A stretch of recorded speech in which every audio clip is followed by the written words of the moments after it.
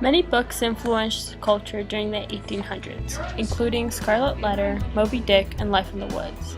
However, Uncle Tom's Cabin by Harriet Beecher Stowe was a big book to shine the light on slavery. People sometimes forget on how influential words can be.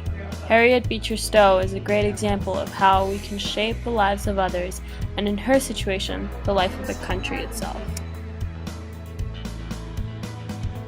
In the 1800s, people did not have iPhones or internet to get information.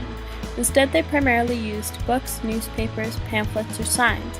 When Stowe's book sold 300,000 copies, it was a huge deal. In fact, some people believe the publication of Uncle Tom's Cabin led to the Civil War, because it forced people to look at the issues of slavery.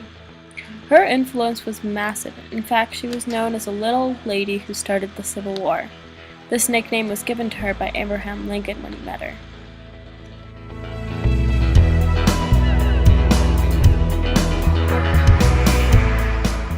However, Uncle Tom's Cabin was not the only work of literature that influenced people's opinion on slaves. A pamphlet by David Walker, a free black slave in Boston who believed that slavery was not right. In 1829, he published Appeal, a strongly worded pamphlet that urged slaves of the South to rise in rebellion against their white masters. In fact, historians believe that Walker's powerful argument had inspired Nat Turner to revolt in 1831. Although his rebellion did not succeed, the idea it supported was very powerful. In later years, at a black convention, a man said, "The patriotic Nathaniel Turner was driven to desperation by the wrong and injustice of slavery. By force, his name has been recorded on the list of dishonor, but future generations will remember him among the noble and brave." In my mind, this speech is of hope and motivation. That change will come and things will get better. Now, apart from Uncle Tom's Cabin and Appel, there was a man by the name of Frederick Douglass who founded an abolitionist newspaper, the North Star, later called Frederick Douglass's paper. Over the year, it recruited thousands of people to the abolitionist cause.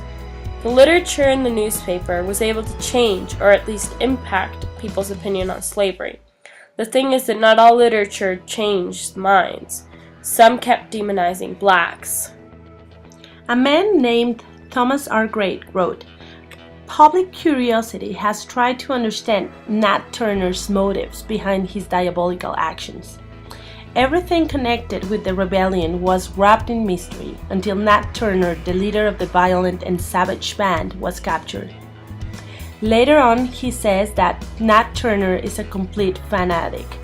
The calm way he spoke of his late actions, the expression of his friend-like face when excited by enthusiasm, still bearing the stains of the blood of helpless innocence about him.